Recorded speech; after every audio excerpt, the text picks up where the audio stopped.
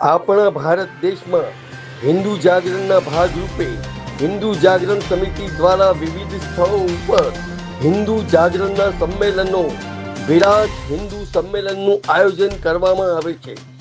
હિન્દુત્વની એકતા, સનાતન ધર્મનું જાગરણ, હિન્દુ સમાજની એકતા, આવા વિવિધ મુદ્દાઓ લઈ અલગ અલગ જગ્યાઓ ઉપર વિરાટ હિન્દુ સંમેલનનું આયોજન કરવામાં આવે છે. આજે એના ભાગરૂપે નરોડા ખાતે 2 જગ્યાએ કાર્યક્રમ યોજવામાં આવ્યા હતા. તેમાં એક માધવ ઉદ્યાન ખાતે પાયર વસ્તીનું વિરાટ હિન્દુ સંમેલન યોજાયું હતું અને બીજું પંચતીર્થ વસ્તીમાં વિરાટ હિન્દુ સંમેલનનું આયોજન કરવામાં આવ્યું હતું.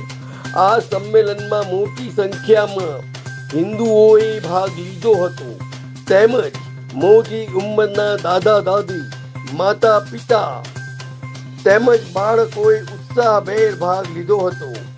નરોડા નગરનો કાર્યક્રમ માધવ ઉદ્યાન ખાતે યોજાયો હતો, જ્યારે પંચતીર્થ વસ્તીનો કાર્યક્રમ આશીર્વાદ એવન્યુની પાછળના મેદાનમાં યોજાયો હતો, જેમાં મોટી સંખ્યામાં હિન્દુ બંધુ ભગીની બાળકોએ ભાગ લીધો હતો. આ વિરાટ હિન્દુ સંમેલનમાં માતા પિતા પૂજન, શૌર્ય પ્રદર્શન, સાંસ્કૃતિક કાર્યક્રમ તેમજ મહાનુભાવોનું પ્રવચન અને રાષ્ટ્રીય ગાનનું આયોજન પણ કરવામાં આવ્યું હતું. હવે સમય આવી ગયો છે કે આપણી સનાતન ધર્મના ધ્વજ નીચે ભેગા થઈ જ્ઞાતિ જાતિના વાડા ભૂલી સામાજિક સમરસતા જળવાય એ હેતુથી હિન્દુ સમાજને એકત્રિત કરીએ. હિન્દુ રાષ્ટ્રની કલ્પના અને ગૌ માતાની રક્ષા આ વિરાટ હિન્દુ સંમેલનનો એકમાત્ર હેતુ છે. માધવ ઉદ્યાન અને પંચતીર્થ વસ્તીમાં ખૂબ જ ઉત્સાહથી હિન્દુ વિરાટ સંમેલનનું આયોજન થયું હતું અને સૌ કોઈ હિન્દુ ભક્તો ભવિનીઓએ ભાગ લીધો હતો. AB+ news, Ahmedabad. આજે સમગ્ર દેશની અંદર આવા હિન્દુ મહાસંમેલન થવા જઈ રહ્યા છે. આપણા જ નરોડા વોર્ડની અંદર 4 જગ્યાએ હિન્દુ સંમેલન હાલ ચાલુ છે. આ હિન્દુ મહાસંમેલનની અંદર આપણે સૌ આપણો ધર્મ, આપણી સંસ્કૃતિ, ભારત દેશ, આજે આપણે ભેગા થઈને પ્રતિજ્ઞા લેવાની છે કે હમ સબ એક હૈ, હમ સબ હિન્દુ એક હૈ. કારણ કે હિન્દુઓ માટે રહેવા માટે એક જ માત્ર દેશ હોય તો ભારત દેશ છે.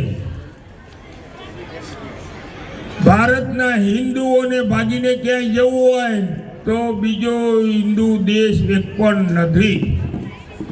માટે આ હિન્દુ સંમેલનનો મુખ્ય ઉદ્દેશ આપણે સૌ સનાતની ધર્મના જનતાએ એક થઈ, મેક થઈ અને સંગઠિત રહી વિદ્રોહીઓનો સામનો કરવો પડશે, વિધર્મીઓને દૂર કરવા પડશે.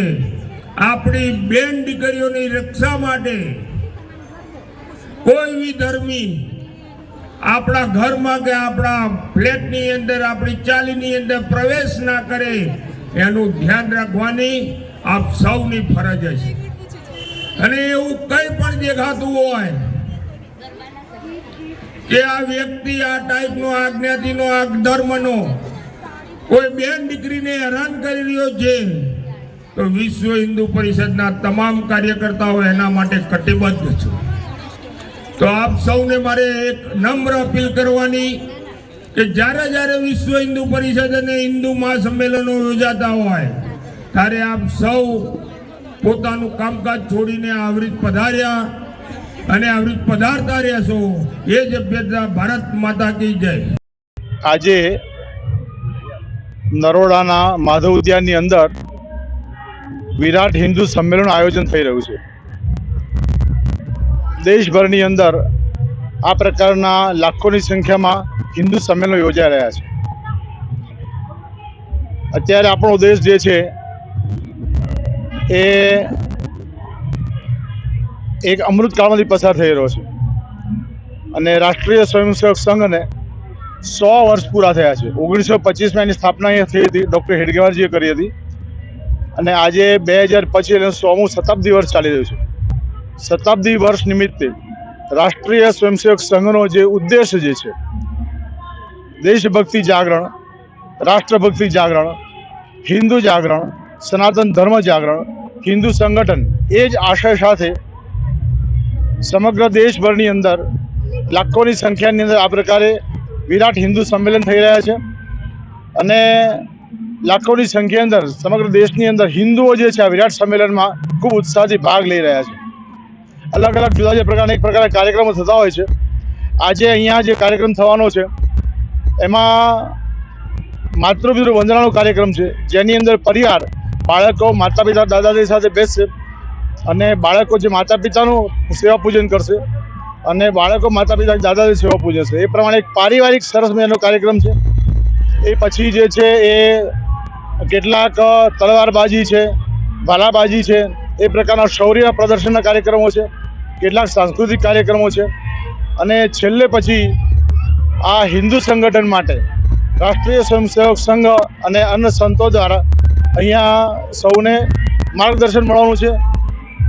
આવનારા સમયની અંદર જ્યારે દેશમાં હિન્દુ સંગઠનની તાતી જરૂરિયાત છે ત્યારે હિન્દુ સંગઠન કરવા માટે સૌને અપીલ કરવામાં આવશે. અહીંયા રામજી મંદિરના મહંત શ્રી જે છે એ અહીંયા ઉપસ્થિત રહેવાના છે અને આશીર્વચન આપવાના છે. અસ્તુ ભારત માતા કી જય.